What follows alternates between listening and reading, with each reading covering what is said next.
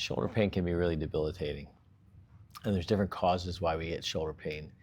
A lot of times people aren't even sure what's going on or that they're even experiencing it.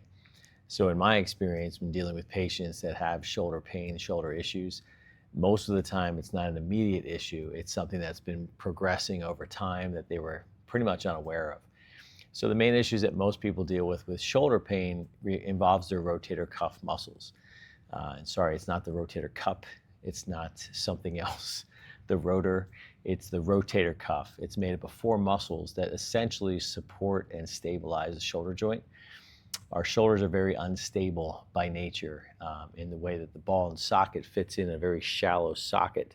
So you have lots of ligaments, lots of tendons, lots of muscles that all surround this joint, in addition to a very thick and connective tissue capsule that surrounds this joint. So what happens in the shoulder? Well, a lot of times there's just irritation. There's inflammation that occurs. Most common is going to be a bursitis or a tendonitis. They're kind of interchangeable because they contact each other. So if you have one inflamed, you're going to have the other inflamed. And most of the time, a tendonitis is going to occur in the shoulder is going to be part of the rotator cuff muscles. There's one muscle in particular that's the most commonly irritated. That's a supraspinatus muscle. And that sits just on the top of the shoulder and comes down in this area. So it gets pinched every time you move the shoulder and move it around, raise overhead. So most of the time people get overhead pain or reaching behind their head, reaching behind their back, any rotation movements. So a lot of times when you're having shoulder pain, it's not just cut and dry. It's not one movement that does it. It's a combination of movements because our shoulders are so mobile and so diverse in how they move around because the joint is that available for motion.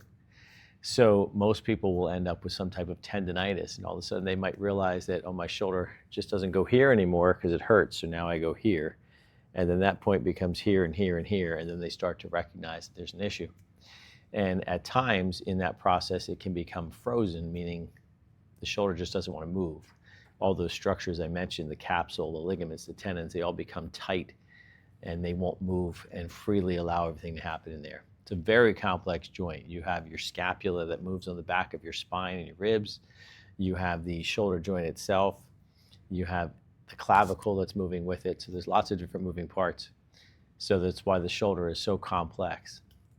So other conditions that develop in the shoulder could be arthritis and other conditions that develop. So keeping the shoulder moving is the main objective. And anybody that has shoulder problems, they know that moving it is painful.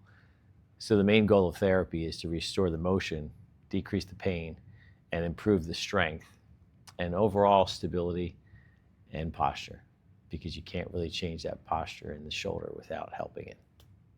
You can't really change the shoulder without impacting the posture and how things lay out in the back. So if you need therapy, let us know. So if you have shoulder issues, just know that physical therapy can help.